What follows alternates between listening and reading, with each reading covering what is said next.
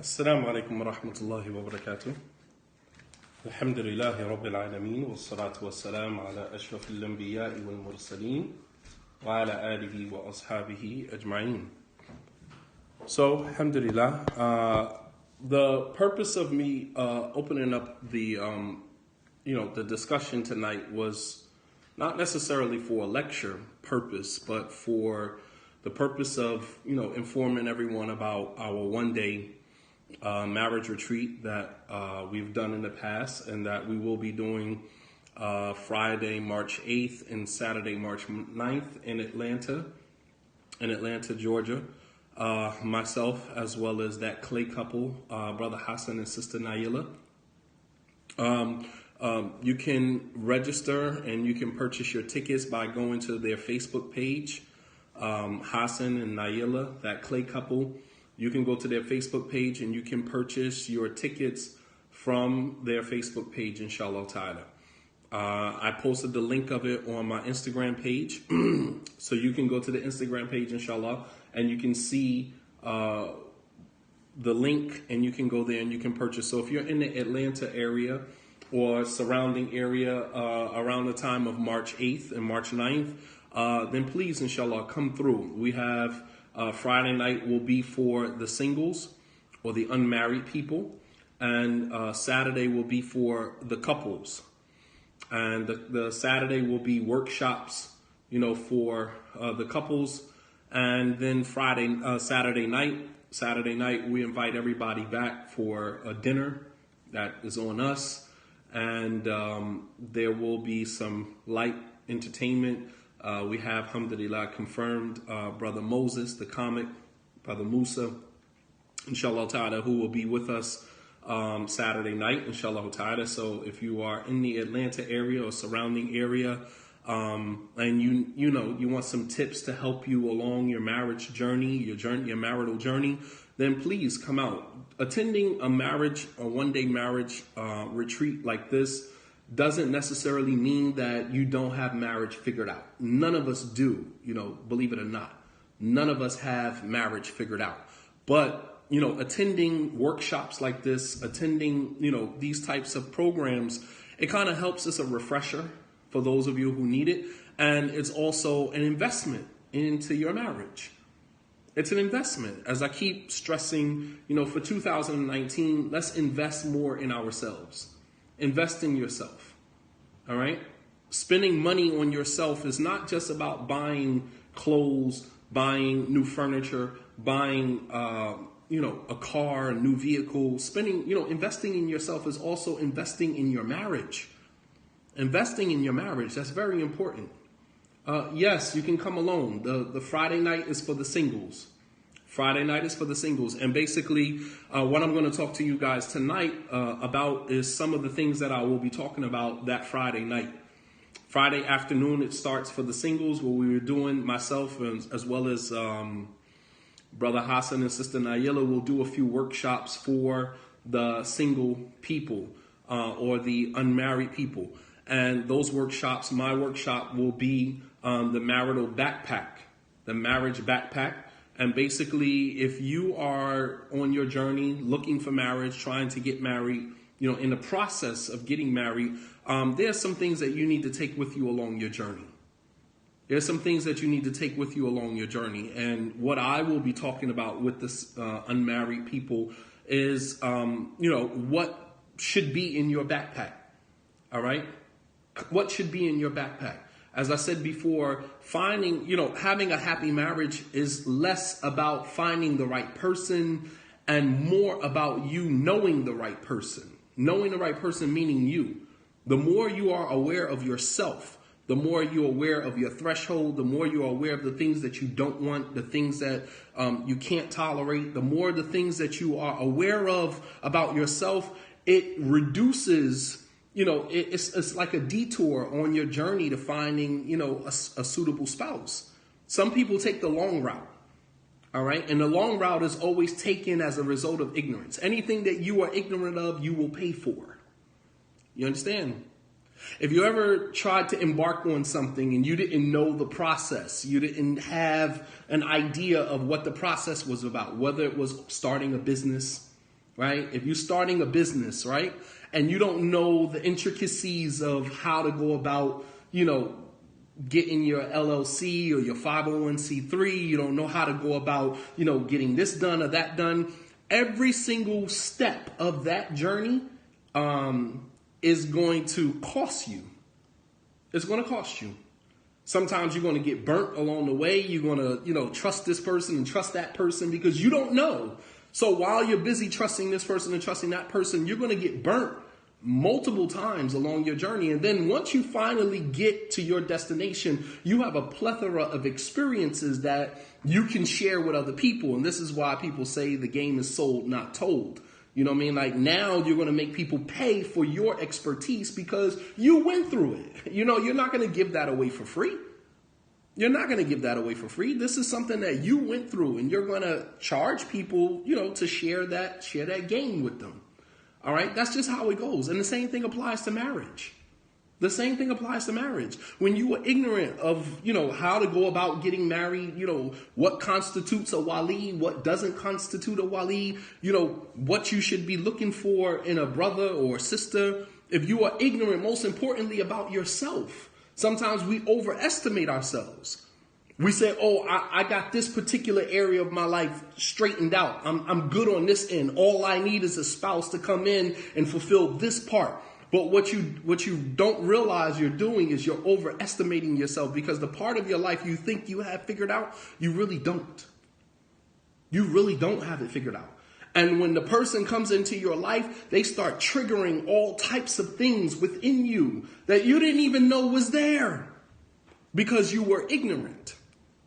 And as a result of your ignorance, you are going to pay dearly. You're going to pay dearly. And, spending, $120, $125 for a workshop to get some information that's going to empower you is much cheaper than going into a relationship, ill-equipped, unprepared, and paying for it that way. Paying for it with your soul, paying for it with your heart, paying for it with your psyche. You understand? You pay dearly. You pay dearly.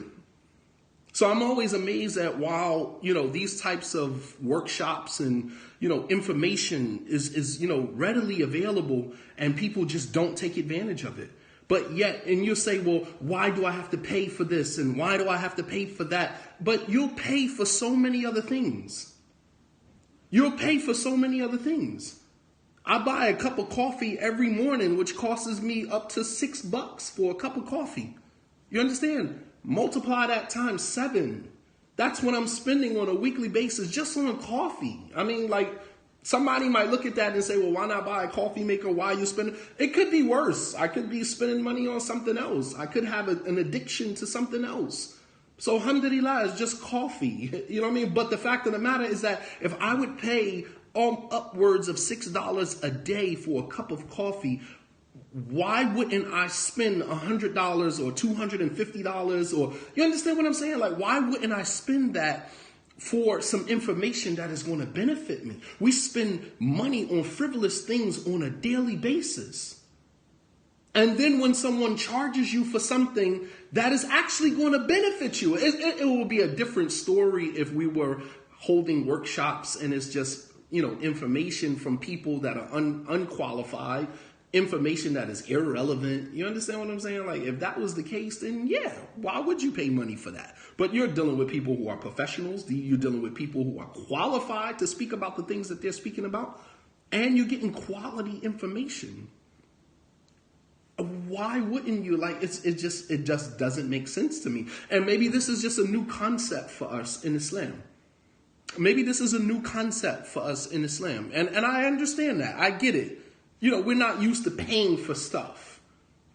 You know what I mean? We're not used to paying for stuff that is actually of real benefit for us. We're constantly spending money on, clothing items and, all of this stuff that's really not going to be of a benefit to you in the hereafter. The Prophet ﷺ said, "Yatba'ul mayyit thalatha." 3 things follow the deceased on his way to his grave.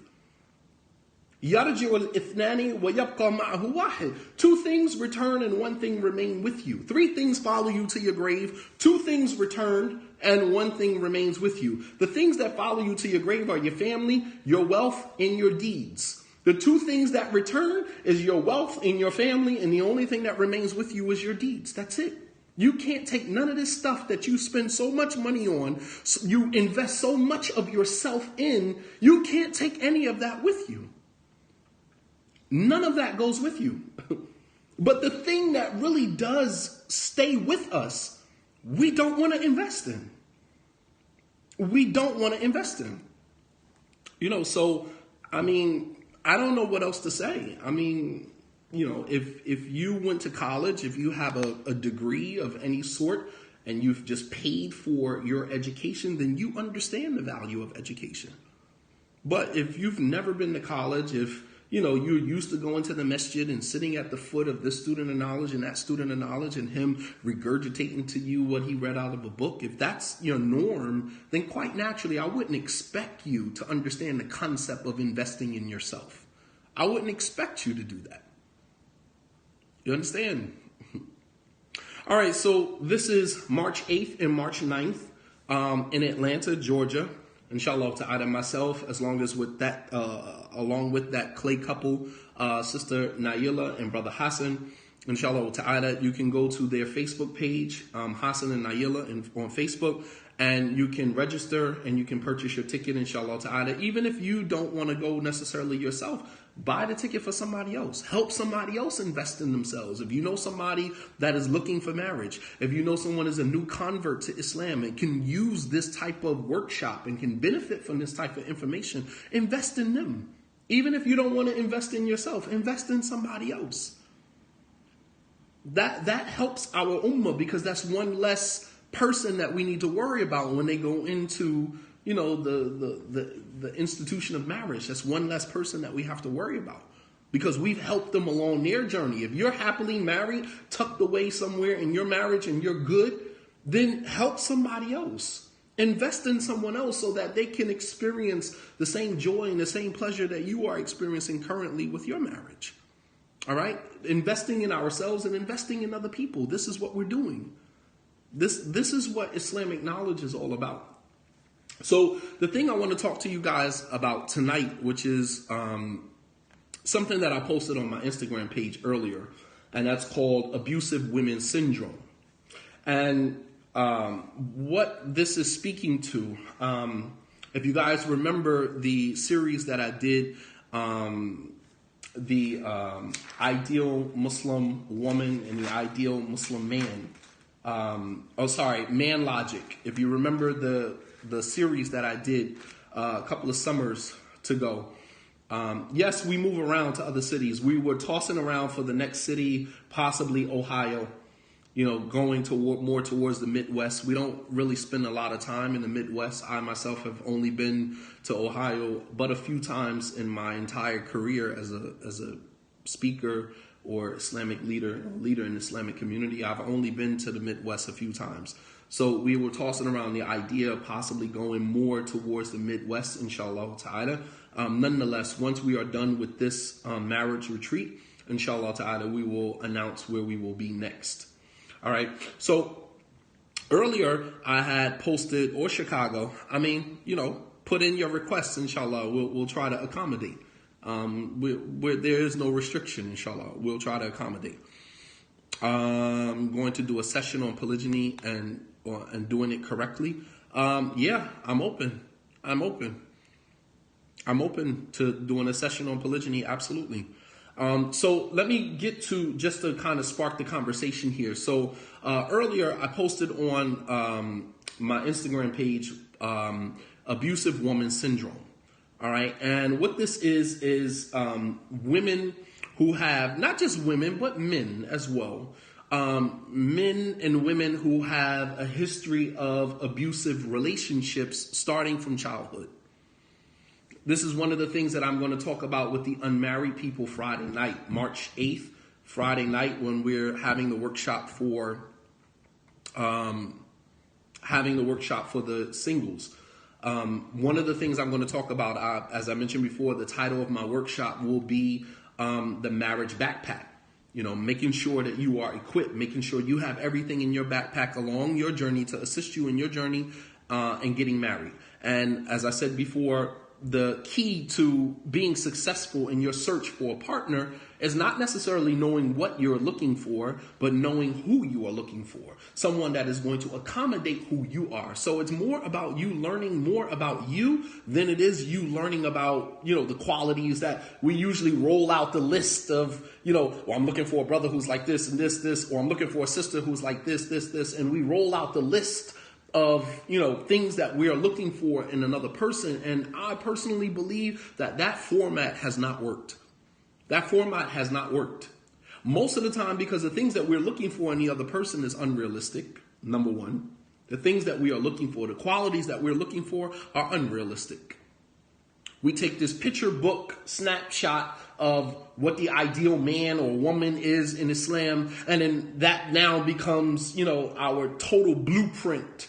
We don't see anything else. The brother that I marry has to look like this, has to be like this, has to do like this. And the sister that I'm going to marry, she has to be like this, and she has to look like this, and she has that. And in reality, that is only an image in your mind. That is not even realistic. Most of the times, it's not even realistic. So this whole idea of having a list of items that you're looking for or qualities that you're looking for in your ideal spouse, a lot of times is not even rooted in reality. And then when we finally do find some of these qualities and characteristics in the other person, what we fail to realize is that on the flip side of that quality, there's something that comes along with that. For example, we say I'm looking for someone who is, I'm looking for someone who is righteous, or I'm looking for someone who is, religious. Okay, even if you find someone that is religious, the person that is religious sometimes comes with, ego. Yeah. You ask for somebody that's religious, and he's religious or she's religious, but their ego is huge. They got a huge ego. I don't even know how you share the same room with them. Ego is huge. Sometimes they can be very dogmatic. They can be very black and white, but this is what you look for. You understand? Like you're not thinking about what's on the other side of that quality. I'm looking for a sister who covers. Oh, I'm looking for, and I mean, sometimes it's just very superficial and it's not even realistic. So that whole idea of having a list of items that you're looking for with this person, this spouse, then, I just personally don't believe that, that works. I haven't really seen that. I think that we should be focusing more on who we are, right? Because the thing is that when you go into a marriage with someone, you can't change who they are. People don't change. Your perception of people changes, but people don't change. So going into a marriage with this idea that, all right, I might find 50% of what I'm looking for, but the other 50, I'm going to figure that out. I'm going to, Rubik's Cube this person. I'm going to, line up the greens, line up the reds. I'm going to line it up. It's going to take me some time, but I'm going to line it all up until I get this person to be exactly the way that I want them to be. And you're sadly mistaken with that, because people don't change. People are who they are. Your personality is formed by age 7, who you are. That's who you are. And then you steady trying to force the person, and it's like trying to put a piece of a puzzle in a place where it doesn't belong. And you're steady shoving it and cutting the curves and cutting off, trying to make this person, I'm trying to find out why. Let me block this person. Okay. Trying to fit this person into a space that they don't belong. You know what I mean? Like, and rather than marrying the person and then understanding your threshold, your limits, your boundaries, the things that you like, the things that you don't like, the things that you're comfortable with, the things that you're not comfortable with, the things that you're willing to negotiate with, and the things that you're not willing to negotiate with, the things that you are willing to compromise on, and the things that you're not willing to compromise on. Once you become clear about that, then half of your journey is already done. You understand? Half of your journey is already done. And you might decide, I'm not ready for marriage. Not because I don't believe that there's a good man or good woman out there. I'm not ready for marriage because I don't believe that I can handle being in a situation knowing what I know about myself. You understand? It's not about knowing who the other person is. It's about knowing who you are and what you can tolerate. Because when that person comes into your life, they're going to bring out all of those things that you weren't aware of. And so here you are, smack dead in the middle of a marriage that you thought you had all figured out. And this person is triggering you, bringing things out of you that you didn't even know existed. Emotions are coming out of you that you have never been confronted with. You understand? All because you didn't know who you were. You didn't know who you were. This person is triggering you. Allah says in the Quran, وَجَعَلْنَا بَعْضُكُمْ لِبَعْضٍ فِتْنَةً أَتَصْبِرُونَ, that we have made some of you a fitna for others. And there's no one that can test you greater than your spouse. No one. There is no one on this planet that is a greater test for you than your spouse, than the person that sleeps next to you every night. They know your buttons. They know where to push. They know exactly how to set you off. They know your triggers. They know everything. You understand? So if you are not aware of yourself, you're in a relationship with someone who at any given moment can trigger you. And they can trigger an emotion. They can trigger an insecurity. They can trigger something that you never even experienced and you don't know how to handle yourself. You know what I mean? Like, yes, you have to research yourself. That is your greatest quality in this situation. It's not about going in and knowing what you're looking for. It's knowing who you're looking for. I'm looking for someone that can accommodate me. All right? So abusive woman syndrome is the type of woman, is a syndrome that is defining a woman who has been in abusive relationships going all the way back to childhood. If you ever wondered why you keep ending up in the same toxic relationship with the same toxic individuals over and over and over again, have you ever wondered about that? Have you ever wondered why you continuously end up in the same relationship with the same person over and over and over again? And you thought you learned your lesson the last time. And here you are again, back in the same relationship with the same person all over again. Might have a different name, might have a different, physique, different build, different body shape, different skin complexion, but overall, it's the same exact person. You know why? You know why some women and some men continuously end up in the same relationship over and over again, the same toxic, same abusive relationship over and over again, is because what you have done is you have become a victim of subconscious programming. Subconscious program. You have been programmed to believe that these are the type of relationships that you deserve. And even when there's no problems in the relationship, you're going to go and create problems because it's not normal. To be in a happy, loving relationship is not normal because throughout your experiences, most of the problems in adulthood stem from childhood unaddressed trauma.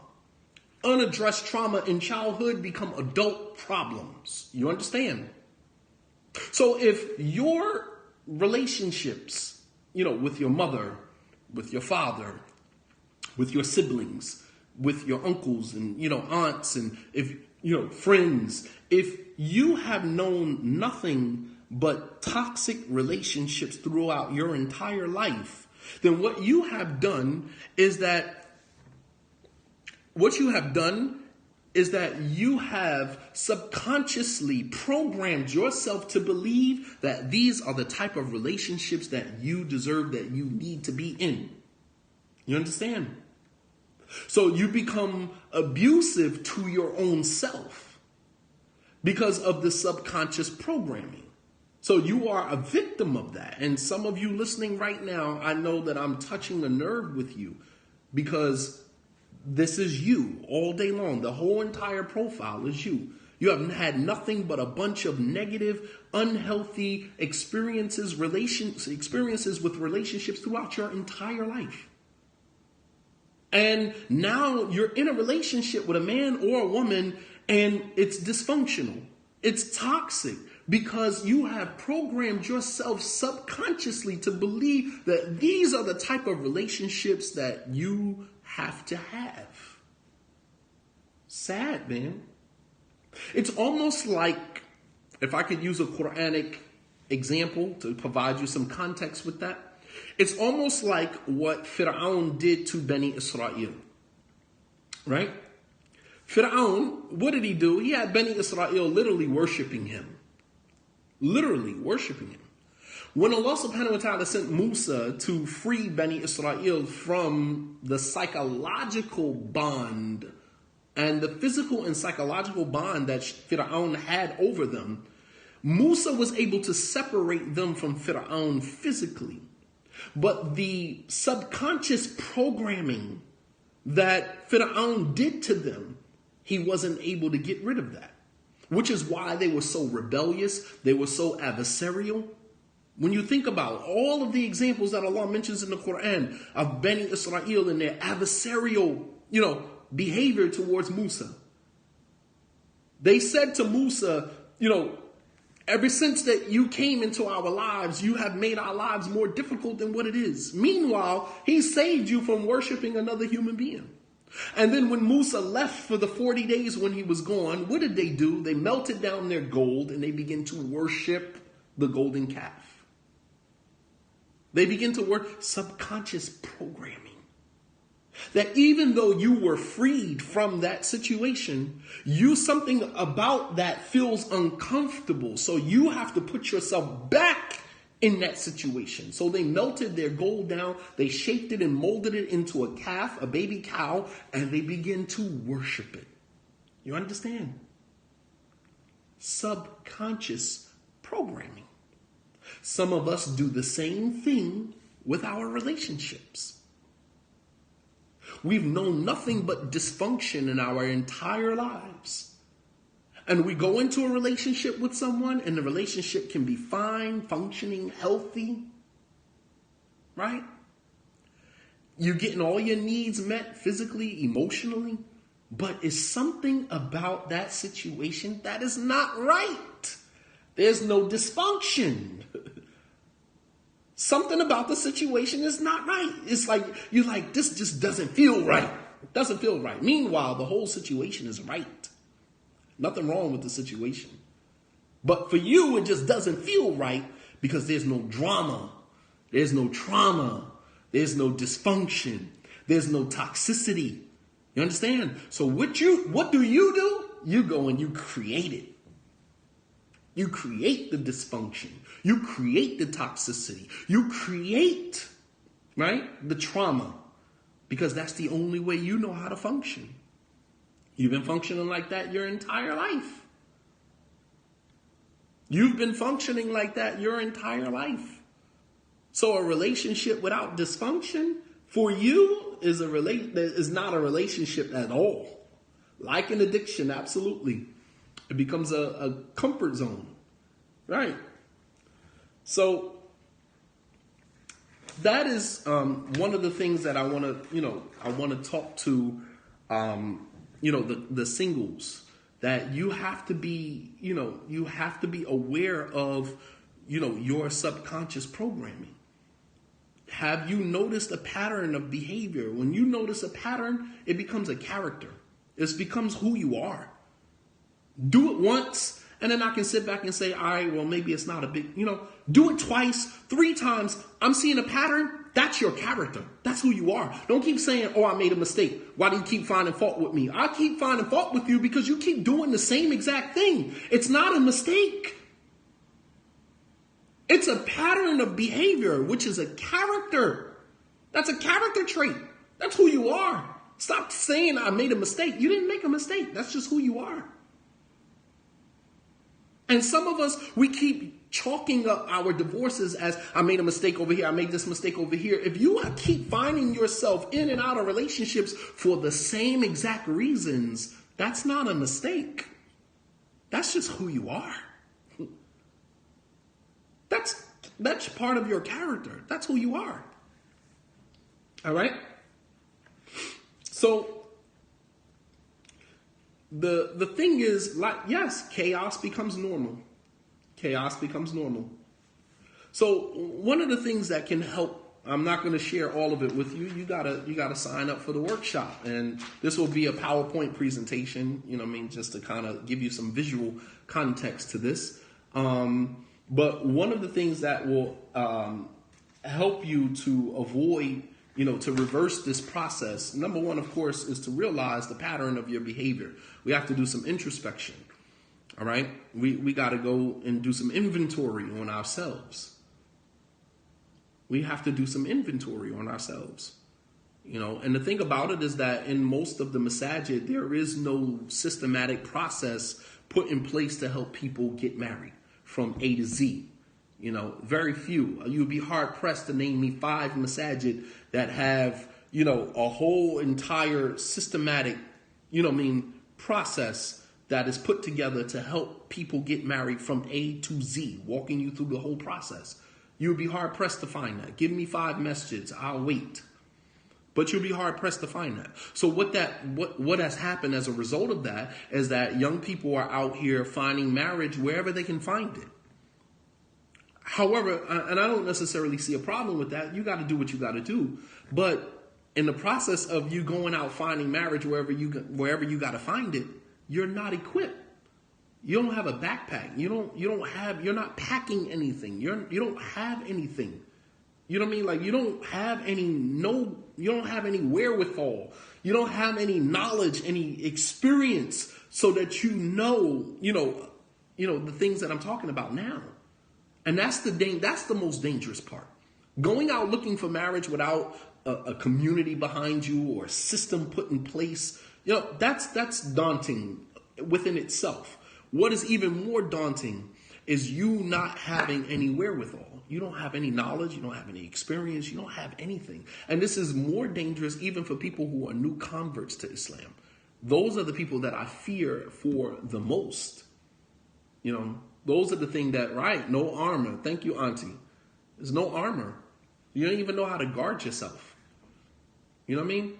You got, alhamdulillah, you have a sister says that she's willing to pay for 2 tickets for a single brother and a single sister. So if there's anyone who's looking to attend this workshop, the sister, Nikki Guy, who has offered to pay for 2 tickets. So you can reach out to her, inshallah, via Facebook, I'm guessing, and she can assist you guys with that. This is important. This is important. All right? Doing anything without guidance is dangerous. I mean, we're talking about people who are going into marriages and then having children under these circumstances. We're bringing children into the world under these particular circumstances, which to me is ridiculous. It's ridiculous. How do you go into a marriage? I mean, I don't even want to go there. Those are things that we're going to address on a higher level, on a leadership level, come April 20th, inshallah, April 22nd, in DC, inshallah ta'ala, at the Islamic Leaders Convention. We'll address those on a more systematic level, on a leadership level. If you are married but your spouse cannot come to the Saturday event, which one should you go to?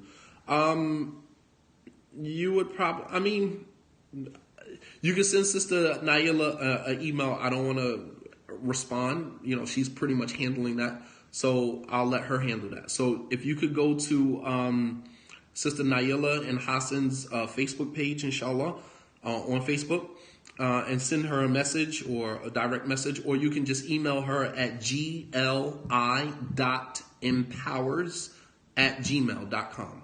You can shoot her email, inshallah ta'ala, and she can answer all of your questions. All right. So one of the things that can help us, avoid this type of mentality of, this subconscious programming is, number one, standing in your authentic space. When you own who you are no one can use it against you. When you own who you are, nobody can use it against you. You'll never have to worry about somebody saying you're toxic or you're this or you're that, because you know yourself better than anybody. Own who you are. Men who take advantage of women, they do so because women usually give them the keys to do so. No one can make you feel inferior without your permission. And I've said that before. All right. Men try to manipulate women into thinking that they're somehow wired incorrectly or that they are going to fix them, right? When you know who you are, you know you're flawed from top to bottom. You know you got mistakes, you got flaws or whatever. Nobody can use that against you. I'm a work in progress. I don't need you to tell me what my issues are. I know what my issues are, and I'm working on them. You understand? When you know who you are, people can't use that against you, right? Stand in your authentic space. That's who I am. All right. You are flawed, but you're not perfect. You're flawed, but you're perfect. All right. You're broken, but you're not defeated. You have some insecurities because of previous disappointments, but you're not insecure. You're vulnerable, but valuable. You understand? You're vulnerable, but you're still valuable. You still matter. Don't let nobody come into your life, man, and make you feel inferior, man. And that the people can only make you feel inferior when you give them the permission to do so. When you give a person permission. But when you know yourself and you stand in that, nobody can use that against you. Nobody can use that against you. But we steady trying to put up walls and trying to block people out, trying to protect ourselves, trying to, we don't want people to know who we really are. And, meanwhile, you live in a glass house. Person can see straight, clear through you. Person can see clearly through you. Why hide that? Just say that this is who I am. I'm working on it. I'm working on it. Right? I'm flawed, but I'm perfect. I'm exactly the way that God wanted me to be. I'm perfectly flawed. Absolutely. Because without the flaws that I have, I wouldn't be me. My flaws are a part of who I am. They're part of what makes me who I am. Sometimes we want only the good that is in the person, and you can't have that. Right? You want a good sister, for the brothers, you want to marry a good sister. That good sister comes with flaws and mistakes. Right? I'm flawed. You know what I mean? But I'm perfectly flawed. I'm exactly the way God intended me to be. Because there's some flaws, there's some mistakes about us that are not going to be fixed. We're never going to be able to fix them. It is what it is. The person that marries you have to learn to live with that. The person that marries you has to learn to live with that. That's just who I am. That's not going to change. So when you know who you are, at the table with the person, you can simply say to the person, let me just tell you who I am, because after this particular sit down, you're probably not going to want to marry me. Some people might think, well, that's ridiculous. Why would you go to a sit down with a brother or a sister and sit there and expose all of your flaws to the person? You know why I can go to a sit down and I can expose all of my flaws to a person? Because I'm comfortable with my flaws. I'm okay with that. If you're not okay with that, that's your issue. I got to live with me. I got to be okay with it. I don't have a choice. You understand? I don't have a choice. I have no other choice but to live with me, flaws and all. So coming to a table, coming to a sit down and saying to a person, this is what I have. Let me lead, because usually when people have sit downs, they want to lead with their best. They want to lead with the best of who they are. I don't want to lead with the best of who I am, because I really don't want you to marry me if you're not marrying me for me.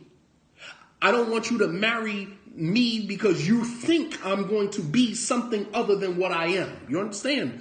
In that case, I don't want you to marry me. So I'm going to sit at the table and I'm going to expose all of myself, all of my flaws to you. Yes, I can be a little, erratic sometimes. Yes, I can be this sometimes. Yes, I can be that sometimes. Well, I've been in sit downs and people say, well, on a scale of 1 and 10, what's your anger level? I can go from 0 to 100 real quick. I'm not even going to lie to you. I'm going to keep it 100 with you. I can go from 0 to 100. I can be the nicest person in the world, and I can be the meanest person in the world. We all have that. Why come to the table and say, well, my anger level doesn't usually go beyond a 4 or 5. I'm not the type of person that gets angry. I don't really stress out. I don't let myself get in. You're lying. You're lying. That is a lie. You're not being honest with yourself. And if you're not honest with yourself, how the hell are you going to be honest with me? How in the world you going to be honest with me? You understand? So it's not about you, leading with your best foot, going to the table. And I think that this has been a problem in the Muslim community for a long time, man. We go to a sit down and it's like we putting on our best. Sister, you don't wear hijab. You don't wear hijab. So why go to a sit down with the hijab on? I don't understand. I don't understand that concept. You're lying to yourself. You're lying to yourself. Right? There's a story. Let me just say this. There's a story of Imam al-Bukhari, rahimahullah ta'ala. Imam al-Bukhari used to travel for hadith, for narrations. So one time he traveled to go get a narration from a particular scholar. He traveled such a long distance. And as he got to the scholar's home, the scholar was trying to get his camel to come and eat. So the scholar was faking like he had something behind his back, like he had food, and he's telling the camel, come, I got something for you, right? And when Imam al-Bukhari saw this, he turned around and he walked away. He never even told the person he was there, never took the narration from him. He got back on his riding animal and he turned around and went the opposite direction. And he said the reason why he did that is that because I will not take a narration, I will not take a hadith from a person, from a man who would lie to an animal. If he would lie to an animal, then obviously he would lie. What guarantees me that he wouldn't lie in a narration, in a hadith on the Prophet sallallahu alaihi wasallam? These were people that had integrity. You understand? These were people of integrity. If you would lie to an animal, why, sister, you don't wear hijab. You know that there's pictures of you on Instagram with a turban on, with this on and that on, and you don't really wear hijab. But why do you go to a sit down with a hijab on? I don't understand. So you're going to wear the hijab when you get married? That's what you're saying? When he marries you, you're going to put on the hijab? Why would you go to a sit down with a hijab? Because now what you're doing is you're setting yourself up for expectations that you yourself are not willing to commit to. You don't wear hijab on a regular basis. Go to your sit down the exact same way that you would go if you were sitting with your friends. No different. Why show up on a day with the hijab, on a day of the sit down with all black on, your hijab pulled tight, with your niqab flip back, you know what I mean? Like, first of all, I don't even understand why. When you don't dress like that on a regular basis. Because here again, you are not comfortable with who you are. You understand how that works? You are not comfortable with who you are. Because if you were comfortable with who you are, you wouldn't need to put on a show for someone who it might not even turn out to be anything. The sit down might not go any further than that's just one sit down. It might not even go any further than that. And here you are altering who you are just to, have a sit down with someone who is a complete stranger. I don't understand that. Come to the sit down the exact same way that you would go if you was hanging out with your friends. No different. Let the person see you for who you are.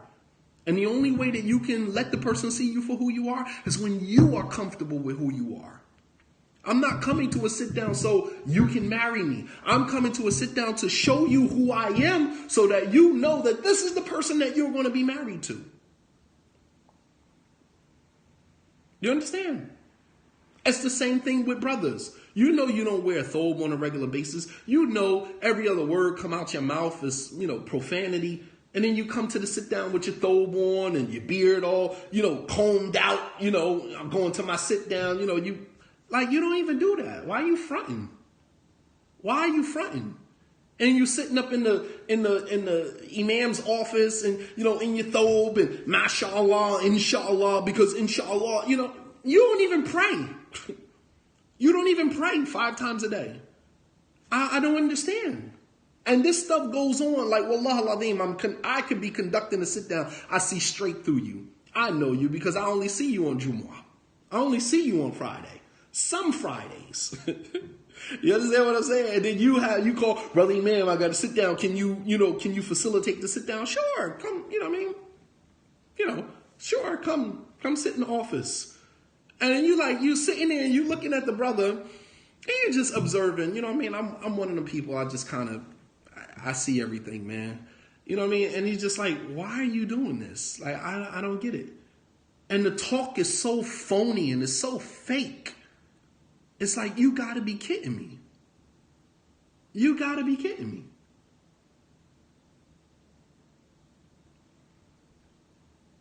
Yeah, you portray the image that you want other people to believe about you. And then when you finally marry the person, you're not actually marrying the person. You're marrying who they want you to believe that they are. And then when the fit hit the shan, because eventually it will. When the fit hit the shan, and eventually it will, because you can't keep up the facade but for so long. You can't keep up the facade but for so long. And, when the real you come out, how do you fix that? Trying to make a first good impression, a good first impression. Making the good first impression is you being who you are. I'm not trying to impress nobody. I'm not at a sit down trying to impress anybody. As a matter of fact, I want you to walk away from this questioning yourself whether or not this is actually a good idea, because I don't have time to waste. You understand? I don't have time to waste. Don't waste my time. Coming to the sit down, I had to rearrange my entire schedule. We got children, we got, other things going on in my life. I had to actually take time out of my life to come and have a sit down. So I'm actually pissed that I actually got to be here. You understand what I'm saying? Like, I'm pissed that I actually got to be here. I'm pissed because, and I don't have a whole bunch of time. I ain't going to be sitting in no sit down for 2 hours. You know what I'm saying? Like, talking about, things that are irrelevant. I don't got time for that. I had to take time off from my schedule, my busy schedule, to come and have a sit down with you, for you to put on, your best facade and waste my time. You understand? It's not actually honesty is the best policy. It's you just being comfortable with who you are enough to not care whether somebody else is comfortable with who you are. Being comfortable with who you are to the degree that you don't care if someone else is comfortable with who you are. Because believe it or not, when someone loves you and really wants to be with you, they'll take you exactly how you are. That doesn't mean they're going to tolerate all your stuff. That doesn't mean that they're going to put up with all your nonsense. But they see the whole picture about you and they accept you fully for who you are. You understand? I was conducting a sit down between a brother and a sister. And sister, she had on like a small turban, didn't have on a hijab completely. And so while the brother was sitting there, I asked the brother, I said, are you okay with the way that she's dressed? She had on a, tunic. She had on a shirt, long shirt, pair of jeans, and she had on like her scarf wrapped around her head. And I mean, she made no qualms. That's how I dress. And I respected that. You understand what I'm saying? Like, I'm not saying that women should dress like that. I'm saying if that's how you dress, own it. It is what it is. You don't owe nobody no explanation. Until a person takes the time out to ask you your why, then their opinion about you shouldn't even matter. You don't have the right to even have an opinion until you ask the person about their why you dress like that. If you don't care enough to ask the person why, then you should not have a seat at the criticism table. You understand? You understand? You don't have a right to have any opinion at all, because any opinion that you formulate without asking the person why is an opinion that is, premature, and that is, probably going to be, more oppressive than anything. You know what I mean? So I asked the brother, I said, you see the way that she's dressed? And he said, yeah. I said, are you okay with the way that she dressed? He was like, well, it's not necessarily, my preference. I said, well, what is your preference? He was like, I like a sister who, covers her hair and, wears a jilbab or whatever. I said, so why are you even having to sit down with her? Why are you even having to sit down with her? Do you believe, and somewhere in the back, corners of your mind, do you believe for a moment that if you marry her like this, she's actually going to change that for you? Now, mind you, she might, because you have some women who are just that weak. They'll change who they are. Not because they feel like they're not observing the hijab correctly. That's based on knowledge. But some women are so weak that because the husband asked them to wear this or wear that, they'll do it for the husband. And we see how that plays out when he is no longer a factor. She doesn't respect him anymore. He's lost trust, broken her trust, or has even worse, divorced her. Then she'll go back and, she'll revert back to what and who she was before. And to me, that's, that I don't understand that. Like, stand your ground. Yes, you own who you are before anyone else does. You know what I mean? You change your appearance, you change anything about you, you change that because you wanted to. You wanted to. Not because he asked you to do it. Or vice versa, with a woman, superimposing her views on her husband. You know what I mean? No, I'm not going to do that. This is who you marry. So, it's very important that, going into marriage that we have these tools. And, standing in your space, standing in your authentic space is, one of the ways to help, stop going to sit downs hoping that somebody, like some of you guys are going to, sit downs like charity cases. God requires women to dress in a certain manner. Okay, yeah. So what's your point? Does God require all women to look the exact same way without having any journey of their own to get to that place? Yeah, I mean, it's just the Islamic jargon. I'm sorry. I'm so far past that. The Islamic jargon. God requires all women to look a certain way and to dress a certain way. And although there's truth to that, there is a certain expectation that Islam has of women in terms of their dress. However, what is not explained to us in our, daily learning of Islam is that to get to that point, there's a journey. There's a journey, and everybody's journey is different. Some people take a little longer than others, and some people ain't gonna never make it. Some people ain't gonna never make it. Some people are gonna meet God in their tight jeans, their tunic, and their turban. They're gonna meet Allah subhanahu wa ta'ala just like that. But it ain't for me to judge. And it ain't for you to judge. That ain't our place. That's not my place. If that ain't something that, that floats your boat and ain't a preference of yours, then you ain't gotta worry about it. That's not your problem. It's not my problem. Some people are never going to arrive. And just as men, I'm always amazed at how men comment on women's dress. Like, that's not my place, man. We lay out the facts of what Islam says, the expectation that Islam gives, and that is going to look different from society to society. It's going to look different from culture to culture. What women wear in Nigeria is going to be different than what women wear in Malaysia.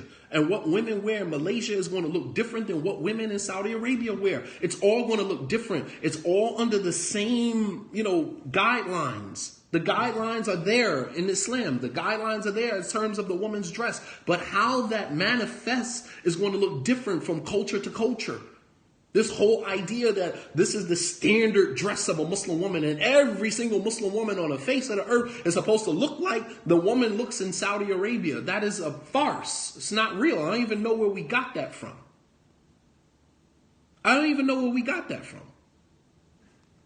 Who told you that the way that women dress in Saudi Arabia is the standard dress for all Muslim women around the world? I mean, where did we get that from? These are some of the thoughts that we have to remove from our minds, man. We need to remove this stuff from our minds, man. This whole idea that Saudi Arabia is the standard This stuff literally, man, drives me insane, man. It's a farce, man. It's not real. It's not real. The hijab is going to look different from culture to culture. A woman can dress the way women dress in West Africa, in Nigeria somewhere. They're going to dress and they're going to observe hijab based upon their cultural dictates with the underlying Islamic guidelines. Islam is there as the guideline. However, their cultural dictates is going to show you, is going to manifest that dresses, that modesty, that hijab is going to look a lot different.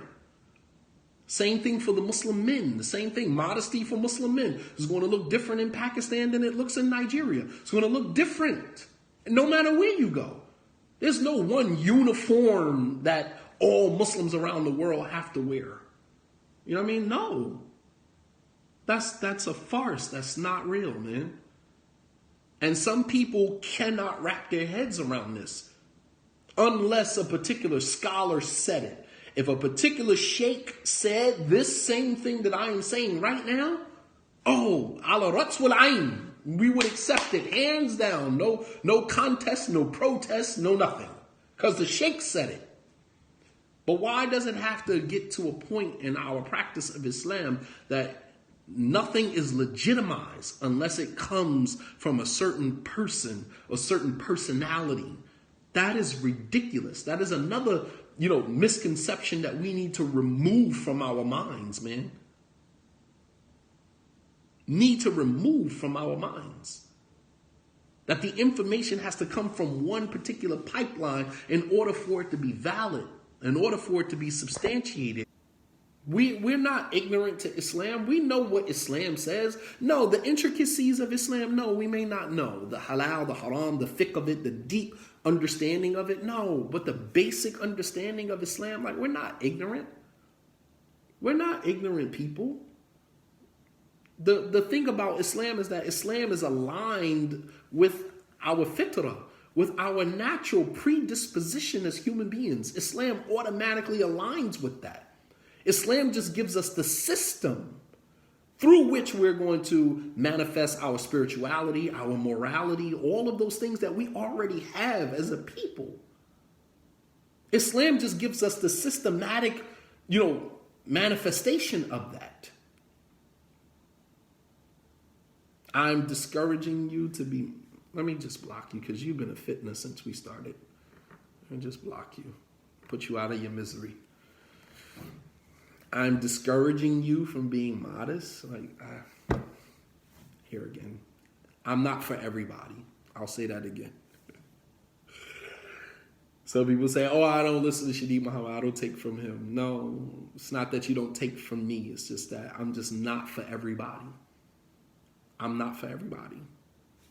That's just what it is. No, I don't take it personal. It's okay.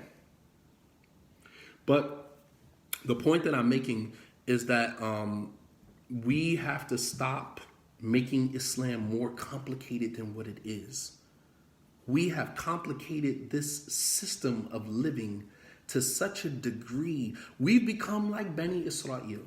And I'll end with this point. As Muslims, we've become like Bani Israel. Go to Surah Al-Baqarah, right? When Allah subhanahu wa ta'ala commanded Bani Israel to slaughter the cow and to strike the body, take a piece of the cow and strike the body of the dead man who was killed, and he's going to come alive and tell everyone who killed him. This is why the surah is called Baqarah, the Surah Al-Baqarah, because of this particular incident. Surah number 2. When Allah subhanahu wa ta'ala commanded them to go slaughter the cow, right? What did Bani Israel do?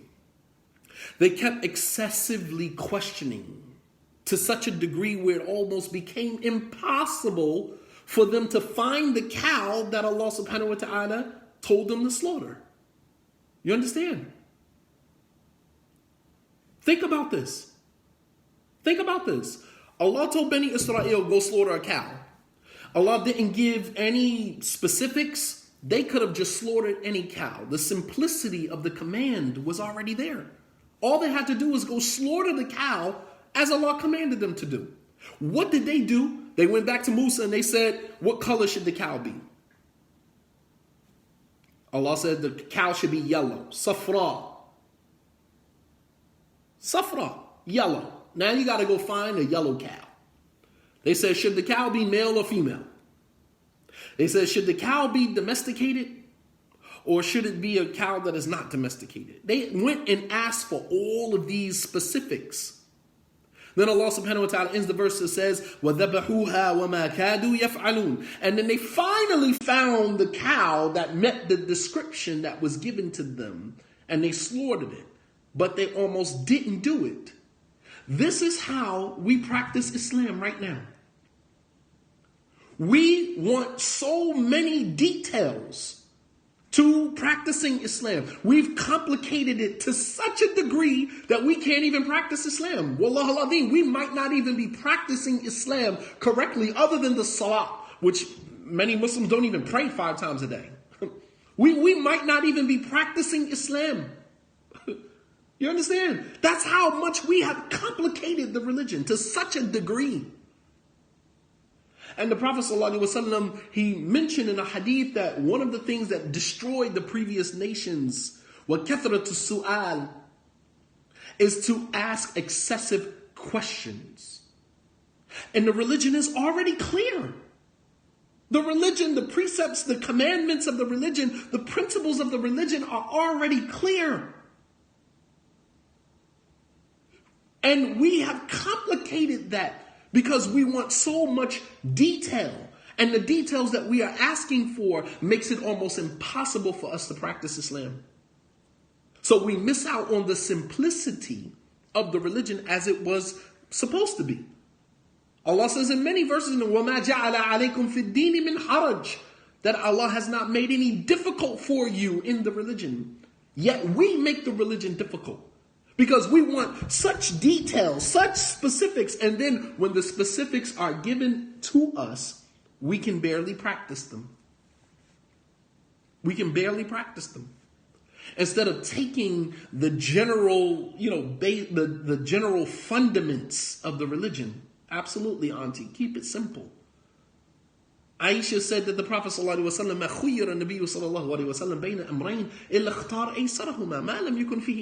that the Prophet ﷺ was never confronted with two situations, except that he chose the easier of the two.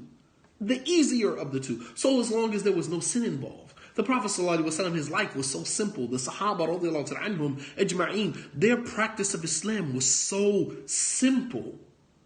Ali ibn Abi Talib radiallahu anhu, he said, Al-ilm nuqta kathraha al-jahilun, that knowledge is just one simple point. But ignorant people have made knowledge so vast and detailed more than what is necessary.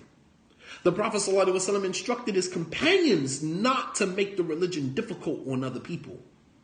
Not to make it difficult. Understanding that, simplicity is connected to longevity. And when something is simple, easy to practice, you'll continue doing it. You understand? When something is simple, it makes it very easy for you to continue doing it. But when something is difficult, something is overwhelming, something is overbearing, as the Prophet ﷺ, he said, to practice the religion with simplicity. He said, because indeed, inna Allah la yamillu, that Allah will never get tired. Allah will never get tired of rewarding you. But you will get tired. You will burn yourself out.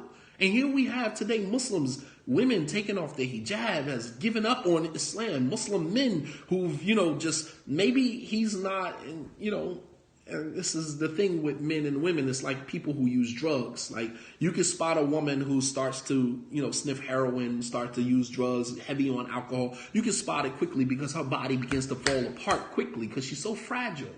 Her body parts begin to, fall apart very quickly. Whereas a man, he can be a functioning addict and you would never know until some time, years have gone by and you finally realize that the guy is an addict. He uses drugs. Same thing with a woman who leaves Islam and a man who leaves Islam. When a woman leaves Islam, you can see it very clearly. She's gone. off comes the hijab. You know, she's becoming an advocate of, you know, women's rights, and she uses that energy to push her further and further from Islam. Whereas a Muslim man, he doesn't pray, he doesn't really do anything, but he has his beard. You know, he still hangs around same Muslims, the same, you know, same individual mediocre Muslims that he still hangs around. So you can't really spot his deviance from Islam. You can't really spot the fact that he's no longer a practicing Muslim. But the woman, you can spot her so easily because a lot of it is emotion driven. You understand?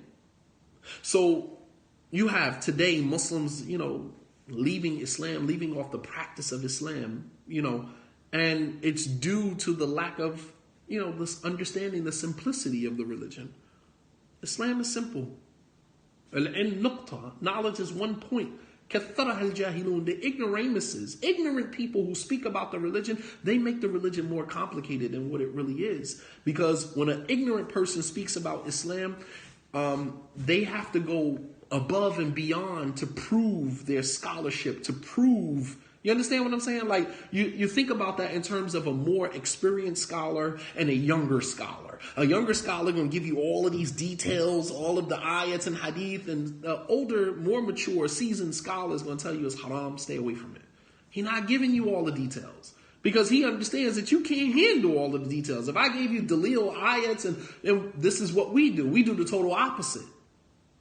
So rather than someone coming to us and saying, you know, I don't understand this, or astaghfirullah, the Prophet ﷺ said here, and Allah says here, and there's an ayah here, and the Salaf did this, and you giving the person all, and they walk away feeling like I'm not even a Muslim anymore. Whereas you go to someone who is more seasoned, they're going to say, you know, fear Allah to the best of your ability. You know, if you can find another alternative. You understand what I'm saying? Practicality, absolutely. It's the practical versus the technical. And we've become... Is it the case as Muslims that we've become so technical in our practice of Islam that we're going to outsmart our way all the way out Islam. You know what I mean? And, you know, the religion is simple. So in ending, you know, alhamdulillah, thank you guys for, you know, joining me tonight. I pray that, you know, the time that we spent was beneficial. Alhamdulillah, we always want to make sure that time spent, you know, this is time that we can't get back. We can't get this time back. We've been, you know, for an hour and 7 minutes at this point. We can't get this back. So hopefully the hour and 7 minutes, 8 minutes that we've had together was beneficial. Information was shared. And inshallah ta'ala that, you know, hopefully I said something, or hopefully something was said that, inshallah, that somebody can walk away with some benefit from. All right. So that is March 8th and 9th, Friday, March 8th and 9th, inshallah ta'ala. I will be in Atlanta, Georgia, along with that clay couple for our one-day marriage retreat, Marriage, Myth, and Me, Manage My Flow. Inshallah ta'ala, if you can go to Sister Naila and Brother Hassan's Facebook page, you can purchase your ticket there. If you do not want to purchase a ticket for yourself, then perhaps purchase a ticket to someone else. If you know there's a young couple that just got married that is struggling in their marriage or that could use the information, then buy a ticket for them.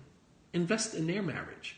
That's another thing that we don't do. We don't invest in each other, right? We don't invest in each other. And with what has happened with Gucci and Prada and Moncler and all of these different name brands that people spend so much money on, what is actually happening now is that these companies are showing their true colors and forcing us literally as people, as African Americans, to begin investing in ourselves. You know what I mean? Investing in ourselves now. So, same thing with us as Muslims. We have to learn how to invest. All right, we have to invest in ourselves and invest in other people. If you know that there's a young couple, a couple that just got married that can use this type of workshop, invest in them. Say, hey, listen, I'm going to treat you guys to a workshop. Inshallah, you're going to go in your benefit. And that's a sadaqah jariyah for you. Even while you're in your grave, you might send somebody to a marriage workshop. They learn some skills, some tools that help them in their marriage, and their marriage becomes healthy and they produce healthy children, right? And that all of that goes into your scales of hasanat. That goes into your scales of good. You have done something major. You've done something magnificent. You understand? You've done something magnificent. You've contributed to somebody else's, marital healthiness. You've contributed to that. So, here again, thank you guys. May Allah subhanahu wa ta'ala reward you. If you suffer from, subconscious programming, begin to, do inventory of yourself. Begin to do inventory of yourself. Begin to, the time is now. It's 2019, man. When are we going to start, taking a greater stock in ourselves? Take stock in yourself. You are your greatest asset. You are your greatest asset. You got to live with you. Take stock in yourself. You are worth something. You are worth something. You are priceless. Polish yourself up. Polish yourself. All right? Polish yourself, inshallah ta'ala, and you will understand that you are your greatest asset. There's no asset that you have in your life that is greater than you. You are the one that is going to get your next job. You are the one that is going to attract your next spouse. Who else is going to do that for you? You are your greatest asset. Take stock in yourself. Care about yourself. Islam teaches that. Care about yourself. You are your greatest asset. There's no asset that you have in your life that is greater than you. May Allah subhanahu wa ta'ala bless you all. Enjoy the rest of your night. Wa sallallahu ala nabiyyina Muhammad wa ala alihi wa sahbihi wa sallama tasliman kathira. Wa subhanaka rabbika rabbil izzati amma yasifun wa salamun ala al-mursaleen walhamdulillahi rabbil alameen. Wassalamu alaikum wa rahmatullahi wa barakatuh.